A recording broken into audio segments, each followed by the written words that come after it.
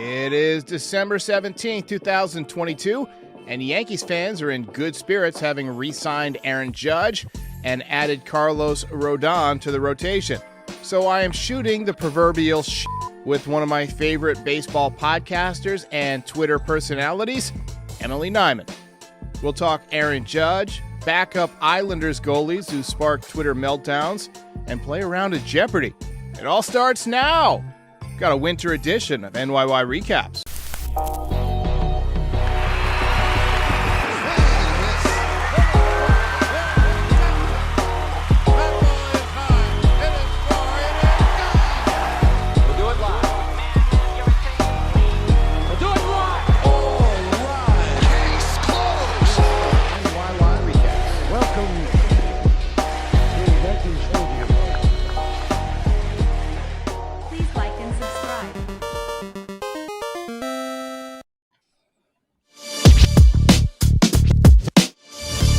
Welcome back, everybody. I am happy to be joined by Emily Nyman, the Empress of Yankees Twitter.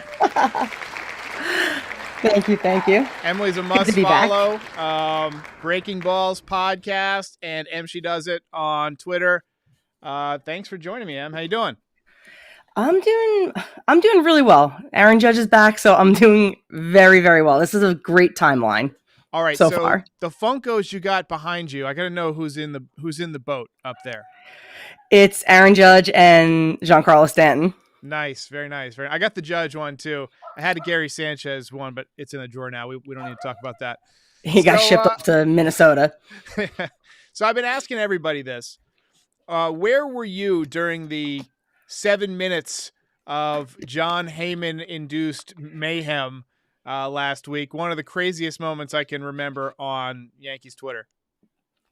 Well, okay, so I work a 9-to-5 job, and I obviously had just gotten in the car around 5, and it was, rumored that the deal was going to be done around then. So I make a point, I listen to an audiobook during my commute because it prevents me from feeling tempted to just check my phone in traffic, whatever. So, and it's been successful in doing that. So, but during Aaron Judge still a free agent time, when I would get to a stoplight or something, I would check my phone, check Twitter really quick. So I get to a portion of my commute, like the last stoplight before I'm about to get on a parkway for a while. And I see the arson Judge to San Francisco. And because it was John, and I was only at a light, so I didn't have much time to really read everyone's responses. So I see that, and I just kind of dismissed the typo, and I'm just I literally started to cry, and I was like, all right, listen, keep it together. You can't cry for the next 25 minutes driving home. So I'm and hope against hope. It was really pathetic because I was just maybe, who knows? Maybe it was, not a real tweet or whatever. Maybe you're going to get home and it's all going to be better. Totally like Dorothy and Wizard of Oz. There's no place like home, wishing like that. And then when I got home and pulled into the driveway and checked my phone and saw everyone clowning him and then the retraction, I was like, this is did I actually did I hit a barrier? Did I get into a head-on car crash and die? Because this kind of stuff never happens. I couldn't believe it. The parody accounts afterwards was my favorite part. I saw one that was Challenger launch goes perfectly, all 7 astronauts safely in space. I saw, it was President Kennedy's motorcade through Dallas goes off without a hitch. It was hilarious. People were just railing him. But you called him a bozo, and I thought that was the perfect way to describe that whole mentality of let's be first instead of being right. You know what I mean? And that really bothers me. Yeah, especially, I can understand why, and I don't mean any disrespect by grouping all people online together. We're all content creators, whatever, trying to make it. People who are nobodies wanting to be first with something like that, right? Because then they can get possibly recognition from someone like Heyman or someone like Passan, and it could get them a bunch of followers, maybe a little bit of dependability. That's not the word, or just oh, this guy got it right. Yeah, credibility. Thank you. But with John Heyman, it's dude, you're John Heyman. You're an MLB insider. You're on MLB Network. You are a MLB writer for one of the most prominent newspapers in the biggest market in the country. Like, you don't need to be first. Like, the desperation to get that was just, it's like, why, dude? Because now you look like a fucking idiot, and doubled down on it by having the typo like that quick to being needing to be first to just like, whatever, I'm sending it. It says arson judge, but I don't have time to fix this typo. Like, it's just, I just don't get it. Roto World had a design for the Aaron Judge or arson judge like meme within, I kid you not, 15 minutes. Like the tweet was up for 7 minutes before it came down. And then less than 10 minutes later, there was already shirts. Those guys are amazing. They're amazing. Oh yeah, Kenny at RotoWear is honestly the best guy. His designs are just awesome. It's exactly what you think it should be too. Like, when something happens, it's like, this is the design that if I could come up with this, it would be it. And he is just like really, really a great guy. I can't say enough good things about him. But like the way that things have gotten out of control with social media. So you mentioned it. The goalie for the Islanders, was it Rick DiPietro? Is that, I think it's his name, Rich D, something like that. I don't know. I don't watch hockey. Yeah, but, like hockey, I don't know. Yeah, I can't. Never heard of her. But anyway, so this guy, he says, oh, over the weekend I heard at a barbecue from my cousin Jimmy, the Yankees are looking at Tatis, and like all of a sudden it becomes like. You mentioned content creators. I saw content creators reporting it as fact. Like, Tatis is going to the Yankees. I saw people like going out of their minds on Twitter. I didn't even want to have to address such a stupid rumor. So I made my video called "Don't Smoke Crack," and it was essentially good advice. Like, if you really think this is happening, put down the drugs. But what do you even make of Twitter? Like, the fact that things blow up out of nowhere and you don't really know what's what. Like, how do you, I guess, discriminate your information, right? Like when you're choosing to trust something or not. I mean, when it comes to moves, if Passan hasn't tweeted it out yet as it happening, then in my opinion, it's nothing but speculation. And I don't really take stock in speculation from anybody. Even Passan, Heyman, Rosenthal, only that they can take anything that they hear, especially during the winter meetings where they're just like, we saw Heyman just like awkwardly and like aimlessly wandering that hallway. So it's like, they're hearing whispers or whatever. And also they're trying to get clicks too. Right. And they know that they're not really, this is a time for them where they can just basically say anything and it could be. And then if it doesn't come to fruition, it's like, oh, I was wrong. So I'll engage in speculation like when it's fun, to talk about like, oh man, that would be great to get this player. And the only guys that I will really believe any sort of reports on before it's actually done is someone like Judge, who it's like, okay, we know that Judge wants to be a Yankee. We know that the Yankees want to keep Judge. So I believe that they are working to do that. As far as what all of the details were, I didn't believe. But I'll speculate with other fans, but I don't believe anything until it's done. So I like how you kind of keep fans in check on Twitter, and one thing that we have, seen for the last couple of years is the whole narrative of Hal being cheap. Well, Hal has spent like almost $600 million this winter and he might not be done. So I'm counting on you to kind of keep Twitter in check when the Yankees have their first 3-game losing streak and everybody calls Hal cheap. Next spring.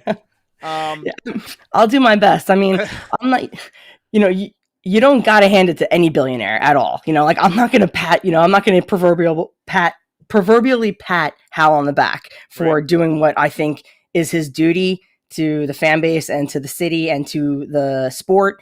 Especially considering how much money his family has made, and he is only a billionaire because of birth luck. So it's like, you should be spending this money. You can afford it. This league makes money hand over fist, but I am happy. I'm not going to sit here and be like, well, just all like frowny. That's what they should be doing. They should, but I am fucking psyched because they also don't have to. You know what I mean? No one's going to make them, and it just makes me feel a lot better because as a Yankees fan, our perspective is weird, right? Because the Yankees haven't had a losing season since I was 6 years old in 1992. And even the worst years, they're kind of in it to like a certain point. Like the worst season in recent memory was 2016, and they still won like 80 something games. So like, I try to keep in mind that their downtime, it makes it seem like they're not caring, Right. where it's like, oh, they haven't signed anybody. Why aren't they doing anything? And it's like, okay, because Cano was clearly the end of that era because he played with the core four, whatever, one in 2009. He walked. Then they were clearly just waiting for the next round of baby bombers to hopefully come up and be something. So yeah, it sucked for Brett Gardner that he was like the bridge between those generations, but it made it seem that now at this point, it's like, oh, they don't care. We haven't won shit in so long. And it's like, well, the dynasty was something that we'll probably never see again like that. So, I try to temper my expectations as a Yankees fan, but it's very, very tough. Yeah, I mean, Gardner, he won in 2009, but otherwise he had a very similar career to Don Mattingly, where he was just consistent and he was a fan favorite. He was the guy who played hard and played the right way, the team heart. But, Mattingly had no luck. I mean, if he played in an era where there was, wild cards and 12 friggin' teams making the playoffs every year, he probably would have gotten to a World Series or two. But just tough luck.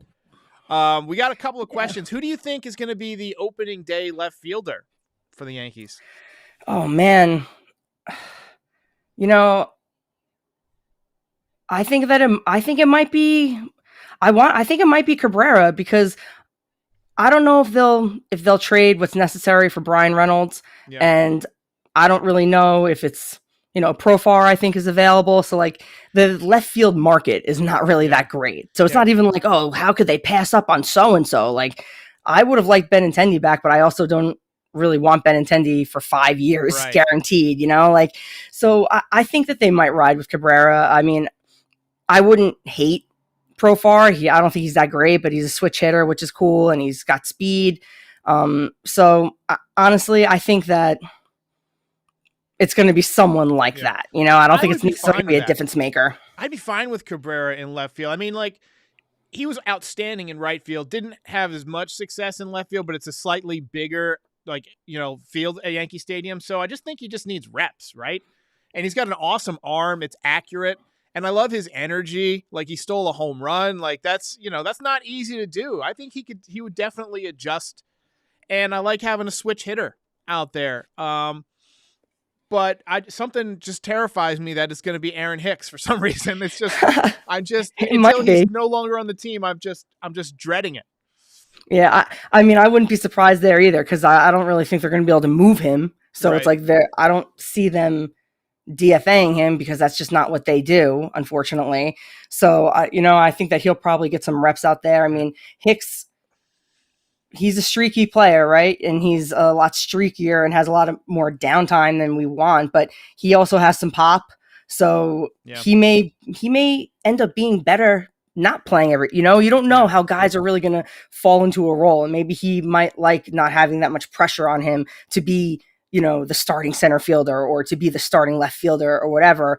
But also with Cabrera, as far as left field, I think that his issues out there, like you said, were because he wasn't getting the reps. And that's a tough position because you could see that he wasn't comfortable. He didn't know what his infielders were going to do. Yeah. And his infielders didn't really know where he was going to be or what he was going to do. And that caused a lot of miscommunication, especially because he wasn't familiar with how the infield shifts. Yeah. So once they shifted, he was like, wait, Donaldson, do I have to run in and get this?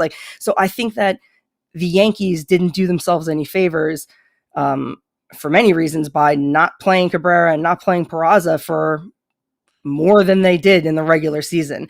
Trying to throw them into that situation in the postseason was, I don't want to say unfair because they're professionals. This isn't Little League, but it was kind of unfair in as far as it can be in professional baseball to put them in that situation. Yeah, and I also think it's partly on the Yankees for not positioning Cabrera in more against the Guardians. How many freaking bloops do they need to hit before you pull your left fielder in a little bit? And they just never change that strategy. When guys are just trying to make contact, like the Guardians hitters do, they have a lot of contact guys. You sometimes make contact on bad pitches, and that creates a lot of those duck snorts. That's how those guys are hitting 310, 315, because you get a lot of balls that are hits on soft contact. And it was like every Jose Ramirez hit of that entire series. Right. And I was like, this is how this guy hits 340. He hits 18 pop-ups that drop in a week. Probably it's ridiculous. All right, so I know you're a Jeopardy fan. This is going to be fun. I figured, late night. Let's just do something fun. So we've got words that begin with M. This is going to be fun. I made a little Jeopardy tune. I couldn't use the actual tune because copyright or whatever. But so we're gonna have a little fun. All right, so here's what we're gonna do. I'm gonna read the question. Just take like 10 or 15 seconds so that the audience has a chance to get in on it, and then we can go with your answer. And I've got sound effects if you get it right. So if you get it right, you will hear the Jeopardy ding. All right. And if you get it wrong, and you'll be insulted. Oh, I'm sorry. Did I break your concentration? All right. So, beginning for $200. Well, we'll say 200 points because I'm not giving you any money.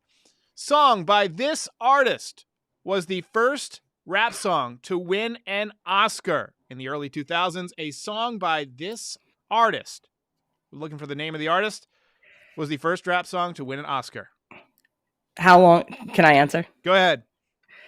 Who is Eminem? There you go! Oh, there goes gravity. Eminem. All right. That was your easy warm-up just because, this first time doing this and I didn't want to make it too tough. So, number 2. And that's how it is, honestly, in Jeopardy. All right. It gets harder as it descends. This poet, born in 1830, authored I'm Nobody. Who are you? This poet. A poet. Who is Emerson? Who is Emily Dickinson? Just a bit outside. All right. Well, My own name, too. Wow. That's why. I'm just going to guess Emily for every single one now. All right. Well, Just waiting for this one. Well, let's see. This actress starred in a silent film in 2018 titled A Quiet Place. Who is Emily Blunt? Let's see. Who is Emily Blunt? Since when did you get so smart? All right. This is fun. I got to do this more often.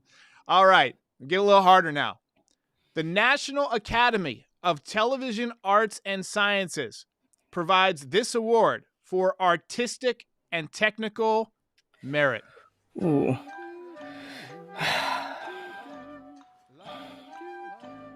Shoot.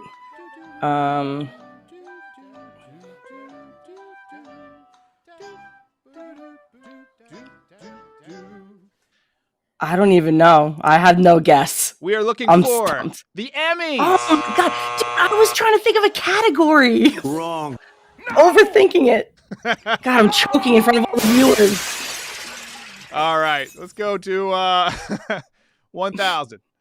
The name of this method of exchanging messages between people using electronic devices. The name of this method of exchanging messages between people using electronic devices begins with an EM. What is... I don't... We are looking for email. Oh my god. Dude, this is probably the worst Jeopardy category I've ever had in my life. This took me a long time. Well, good job, because you're fucking stumping me. All right. All right, but good thing for you, we do have double Jeopardy. Oh, thank God. These symbols fill emotional cues missing from typed conversation. What are emojis? Oh, she got one. All right, I'm back. Oh, I'm sorry, but that's it. We are out of time for this round of Jeopardy. But hey, you did a good job. I made that not so easy. I was sitting here, I was like, what is the Emerging Artist Award? No, that's not an award. I was like thinking of Oscar categories. Frankie Baseball says, we still love you, Emily. Oh, thank you, Frankie. I appreciate that. All right. So apparently Michael K still thinks the Yankees are working on some kind of a big mystery move. Nobody knows what it is. Anybody who says they think they know what it is out of their mind because it hasn't leaked. All we know is that it's supposedly big. I don't think they would have leaked it and created a whole bunch of fan like expectations unless it was something they were pretty confident in. Is there somebody that you're hoping for? I mean, I can't. I'm trying to think of like what need they could possibly fulfill, and maybe I'm too hyper focused on left field that I feel like the only big move that is really left and seems reasonable would be for someone like Brian Reynolds, because who else are they going to bring in? Imagine it's actually Tatis, and that ended up to be a correct rumor after all. But I guess I think that it can only be that. I mean, the pitching is pretty stacked. I don't even know who they would be willing to get rid of in order to bring pitching. I mean, I hope that the mystery move isn't just like activating Volpe, you know, that it's not actually like a trade, that it's just, I mean, that would be great. Don't get me wrong. I think that they should give these guys a chance. If they're not going to trade them, then promote them and play them. But I'm going to, like I said, trying to work on tempering expectations. I'm going to say at the biggest, it's going to be Brian Reynolds. And at like the fake biggest, it's going to be activating a prospect for opening day. Yeah, I think it's got to be bigger than a prospect, because that's not something that really involves like a ton of work behind the scenes, right? Unless you're clearing some roster space. I think they might be doing something where it's like a 3-team deal where it's like you send Donaldson and a prospect somewhere, you send Hicks and a prospect somewhere to get some of the salaries eaten, and maybe in return you get back a few, one or two prospects, and you package some of your own prospects, and you go out and you get another pitcher. Like I get Frankie Montas got he had a tough year, and a lot of people want to see him get another shot. I don't think it's going to work out. I just don't see I don't know what the word is, the oomph. I just don't see the fight. He looked like a deer in headlights to me. You know what I mean? Like he had that sunny gray quality. I don't know, a certain je ne sais quoi. I don't even know how to explain it. And no, I agree with you. And I think that I wouldn't mind seeing how he does, because I think that was a trading, getting traded, I can imagine is tough, especially when, he has a family. That I can see that being like a jarring thing, that now he's being traded in midseason and he has to now move across the country. So I think that plays a bigger role in the success of some of these players than we want to admit. And also, that was not really a great situation to be traded into. At that point, the Yankees had done a total 180, and their season seemed to be tanking. And I feel like, I know for me personally, everyone looked hopeless to me, because I felt hopeless watching them every single day. Yeah. And I think that maybe clouded my vision because I agree with you that I feel like it's not going to work out, but I also feel like it's because I only have visions of him during that time where it's like the entire team was shitting the bed. So yeah. I think that I don't mind seeing him in as a fifth starter to see how he does, just to start the season here. He's now been on the team. He lived in New York for a while, so see how that goes. And now there's a little bit less pressure on him, because now the rotation's longer. But I am hoping for a 3-way trade, to be honest. Maybe something like Hicks and with the Pirates, but Hicks and Donaldson to like the dumpster outside Yankee Stadium, and then just Brian Reynolds back to the Yankees. So here's one that's kind of out of left field, and I doubt it will happen.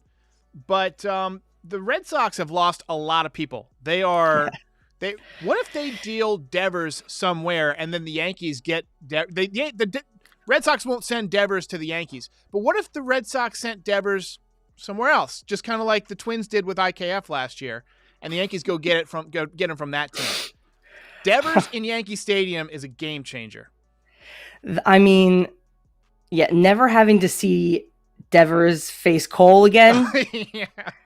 That alone, plus just it would absolutely just crush the will of all Red Sox Nation. That would be incredible. That'd be worth it alone. Oh my God. Like I part of me wants to say no, because I would love for Manny Machado to opt out, and then the Yankees possibly get him once he opts out. Yeah. But I might be willing to see my favorite non-Yankee go elsewhere just to see Red Sox Nation crumble before our eyes. Implode.